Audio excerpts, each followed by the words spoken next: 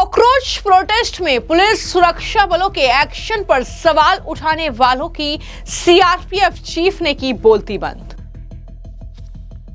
Pellet gun विवाद के बीच CRPF chief Gyanendra Pratap ने बढ़ाया जवानों का हौसला। CRPF chief general Gyanendra Pratap का संदेश, निडर होकर ड्यूटी करो, जिम्मेदारी मैं लूंगा। दिल्ली के जंतर मंतर पर चले कॉकरोच प्रोटेस्ट में पुलिस और सुरक्षा बलों के एक्शन पर लगातार सवाल उठ रहे हैं। सेंट्रल रिजर्व पुलिस फोर्स यानी सीआरपीएफ की यूनिट रैपिड एक्शन फोर्स लगातार सवालों के घेरे में है। विपक्ष के नेताओं से लेकर तमाम लोग सवाल पूछ रहे हैं कि छात्रों के विरोध प्रदर्शन के दौरान सुरक्षा कर्मियों ने बल प्रयोग क्यों किया। दिल्ली के जंतर मंतर पर हुए प्रोटेस्ट के दौरान पैलेट गन का इस्तेमाल क्यों किया गया, ये विपक्ष लगातार सवाल कर रहा है। लेकिन इन सब के बीच सीआरपीएफ ने अपने जवानों के समर्थन में एक बयान जारी किया है। जो सीआरपीएफ के डायरेक्टर हैं जनरल ज्ञानेंद्र प्रताप सिंह, उन्होंने अपने जवानों का हौसला बढ़ाते हुए ये संदेश दिया है कि वो निडर होकर ड्यूटी करते रहें, जिम्मेदारी मैं लूंगा। ये बहुत बड़ा बयान जो है सीआरपीएफ के चीफ का सामने आया है। यानी एक तरफ उन्होंने उन तमाम विपक्ष के नेताओं, उन तमाम लोगों को जवाब दिया है जो सुरक्षा बल पर लगातार आरोप लगा रहे हैं कि उन्होंने लाठी चार्ज क्यों किया, उन्होंने पैलेट गन क्यों चलाई, ये सारे सवाल पूछ रहे हैं। लेकिन इन सब के बीच सेंट्रल रिजर्व पुलिस फोर्स यानी सीआरपीएफ के डायरेक्टर जनरल ज्ञानेंद्र प्रताप सिंह ने अपने जवानों और अधिकारियों को यह भरोसा दिया है कि ड्यूटी पर लिए गए हर सही फैसले में वो उनके साथ खड़े रहेंगे। अगर बात जवाबदेही की आएगी तो वो उसकी भी जिम्मेदारी लेंगे। ये बड़ी बात उनके जरिए कही गई है। दरअसल 27 जुलाई को सीआरपीएफ के स्थापना दिवस के मौके पर आयोजित सम्मान समारोह में जवानों को संबोधित करते हुए ये डीजी जीपी सिंह ने ये बयान दिया है। उन्होंने कहा कि ऑपरेशनल बटालियंस हो चाहे हमारी लॉ एंड ऑर्डर की यूनिट्स हो, आप सभी राष्ट्र हित में, जनहित में और बल हित में जो भी एक्शन लेते हैं जो कि बोनाफाइड, उन्होंने कहा कि आप जो भी एक्शन लेते हैं, अगर आप ड्यूटी में हैं, उन सभी फैसलों का और उन सभी एक्शंस का पूर्ण रूप से बल के प्रमुख के रूप में जिम्मेदारी मैं लेता हूं। जो भी जिम्मेदारी लेनी होगी वो मैं लूंगा। ये सबसे बड़ी बात उनके जरिए कही गई है।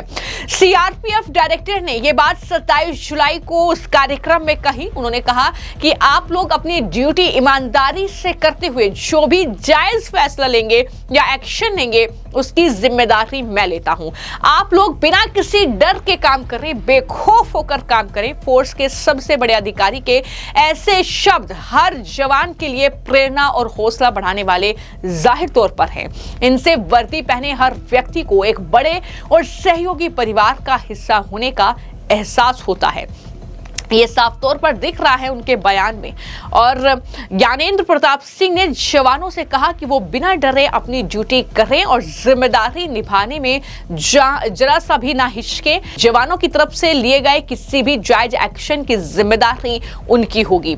तो ये सीआरपीएफ डायरेक्टर की जो टिप्पणी है, ये जो बयान है, ये जो संदेश है, ये जवानों का हौसला बढ़ाने वाला है। लेकिन इसी के साथ साथ ये उन लोगों को भी जवाब देने वाला है जो लगातार जवानों पर सवाल खड़े कर रहे हैं, जो उनके एक्शन पर सवाल खड़े कर रहे हैं। मैं आपको जानकारी दूं कि कॉकरोच जनता पार्टी के 20 जुलाई के संसद चलो मार्च के दौरान पुलिस और सुरक्षा बलों की कार्रवाई के लिए उनकी आलोचना हो रही है। आरोप है कि सुरक्षा बलों ने छात्रों पर जरूरत से ज्यादा बल प्रयोग किया। विपक्ष इस मुद्दे को संसद में भी जोर शोर से उठा रहा है। वो जिम्मेदारी पर एक्शन की मांग कर रहा है और वहीं पर अपने जवानों पर लगे ज्यादा बल प्रयोग के आरोपों की जांच हालांकि जो रैपिड एक्शन फोर्स है उसने शुरू कर दी है। इस जांच में सोशल मीडिया के वीडियो, मीडिया रिपोर्ट्स और मौके पर मौजूद जवानों और सीनियर अधिकारी के बयानों को खंगाला जा रहा है। जांच टीम खासतौर पर पैलेट गन और बिजली का झटका देने वाले ये जो आरोप लगाए जा रहे हैं, इनकी जांच कर रही है। जो कि जरूरी भी है। लेकिन किस तरीके से इस मामले को लेकर बयानबाजी हो रही है, rapid action force Delhi police के जवानों पर किस तरीके के आरोप विपक्ष के जरिए लगाए जा रहे हैं, चाहे वो सौरभ भारद्वाज हो, संजय सिंह हो, वो क्या कह रहे हैं, सुनिए। देखिए, पुलिस और सुप्रीम कोर्ट जैसे इंस्टीट्यूशंस अगर आम लोगों के हकों की रक्षा के लिए आते रहेंगे तो लोगों को सड़कों पर उतरने की जरूरत नहीं पड़ेगी। और अगर ये इंस्टीट्यूशंस चुप हो जाएंगे तो लोगों के पास, नौजवानों के पास सड़क पे उतरने के अलावा कोई रास्ता नहीं रह जाएगा। दिल्ली पुलिस के और आरएएफ के एक और एक बात सामने आई है कि यहाँ पे 20 तारीख को जो प्रोटेस्ट हुआ उसमें पैलेट गन का इस्तेमाल हुआ था अधिकारिक। इसमें दो चीज़ों के ऊपर जांच होनी चाहिए। पहला कि पैलेट गन की फायरिंग के ऑर्डर किस अफसर ने दिए थे, उस पर कार्रवाई हो। और दूसरा, इस चीज़ को 20 तारीख से आज 28 हो गई, 8 दिन तक किसके कहने पे छिपाया गया। भाई, जिसको पैलेट गन लगी वो तो पहले ही दिन एम्स में चला गया था, सरकार के रिकॉर्ड में आ गया था कि पैलेट गन से इसके ऊपर हमला हुआ। 8 दिन तक किसके कहने पे इस खबर को रोका गया, इस बात को दबाया गया, इसकी भी जो है जांच होनी चाहिए। AK-47 की गोली चलाएगी, आप सोचिए AK-47 आप चला रहे हैं छात्रों पे। वो आतंकवादी हैं, आपने उनको अपना दुश्मन बना लिया है, वो पाकिस्तानी हैं। आप बताइए, वो उनके ऊपर आप गोलियां चला रहे हैं, जंतर मंतर पे उनके सर फोड़ रहे हैं। 500 से ज्यादा छात्रों के हाथ पैर सर तोड़ दिया इन लोगों ने। यहां पैलेट गन चला रहे हैं, वहां AK-47 चला रहे हैं। तो ये तो युवाओं की दुश्मन बन गई सरकार। सबसे बड़ा देशद्रोह का काम तो यही है जो मोदी की सरकार कर रही है, जो सम्राट चौधरी की सरकार कर रही है। अपने ही देश के युवा को आप मतलब AK-47 चला रहे हैं उसके ऊपर। अभी रिपोर्ट आई है कि जंतर मंतर पे पुलिस ने पैलेट गन का यूज किया था 20 तारीख को, जो बच्चों को रोकने। ये तो पहले दिन से हम लोग कह रहे हैं कि पैलेट गन का इस्तेमाल किया है इन लोगों ने। क्या इन सारी घटनाओं पे गृह मंत्री को सदन में आके बयान नहीं देना चाहिए कि किसके कहने पे ये सब कुछ हुआ? ये जानने का हक संसद को भी है और देश को भी है। बीजेपी तो आपने सुना, कुछ इस तरीके की बयानबाजी हो रही है। संसद में यह मुद्दा जोरों शोरों से उठाया जा रहा है, लेकिन नियम यह है कि भीड़ को नियंत्रित करने के लिए तय मानक संचालन प्रक्रिया यानी SOP का पालन करना जरूरी होता है। अगर इस शुरुआती जांच में नियमों का उल्लंघन साबित होता है तो दोषी जवानों के खिलाफ एक औपचारिक कोर्ट ऑफ इंक्वायरी यानी कानूनी जांच शुरू की जाएगी।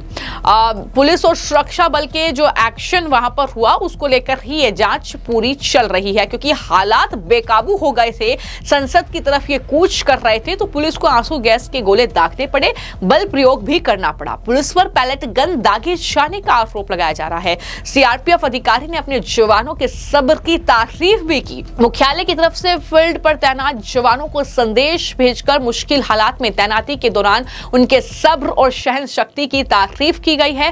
हालांकि यह भी साफ कर दिया गया है कि बिना वजह एक्शन लेने पर CRPF के नियमों और कानून के तहत अनुशासनात्मक कार्रवाई भी की जाएगी। इस बीच CRPF उन आरोपों की भी जांच कर रही है जिसमें छात्र प्रोटेस्ट के दौरान जवानों द्वारा जरूरत से ज्यादा बल प्रयोग की बात कही गई है। तो एक्शन चल रहा है, लेकिन ये जो बयान है CRPF के जो चीफ है उनका, ये जाहिर तौर पर हौसला बढ़ाने वाला है जवानों के लिए, जब उन पर इतने आरोप लग रहे हैं। और कहीं ना कहीं उन लोगों को भी उन्होंने जवाब दे दिया है कि आप भले ही जवानों पर ये आरोप लगाएं, लेकिन अगर उन्हें सही सिचुएशन में सही फैसला लिया है तो वो उनके साथ हैं।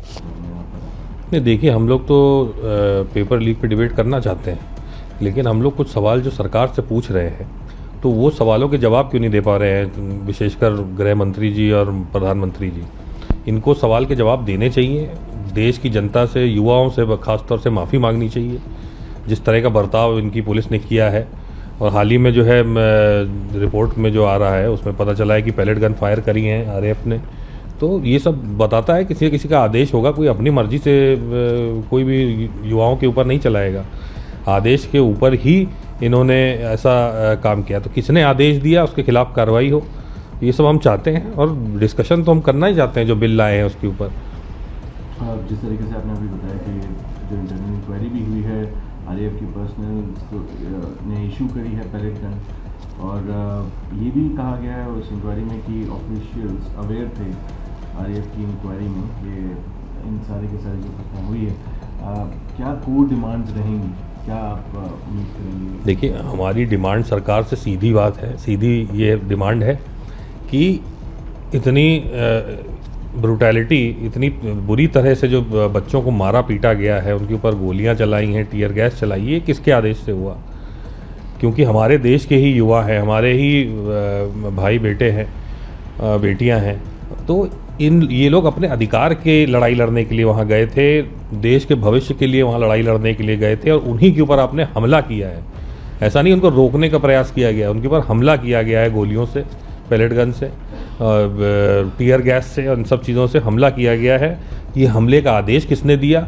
और क्योंकि पुलिस सीधे सीधे गृह मंत्री महोदय के अंडर में आती है यहाँ दिल्ली में, तो गृह मंत्री इस पर बयान दें, गृह मंत्री इस पर देश के युवाओं से माफ़ी मांगे कि हमसे गलती हो गई, और जो भी अधिकारी जिसने परमिशन दी वहाँ पे हिंसा करने की, उसको तुरंत सस्पेंड किया जाए और उसके खिलाफ मुकदमा लिखा जाए। सर, फिलहाल आपकी इस खबर को लेकर क्या राय है, हमें कमेंट बॉक्स में जरूर लिखें। धन्यवाद।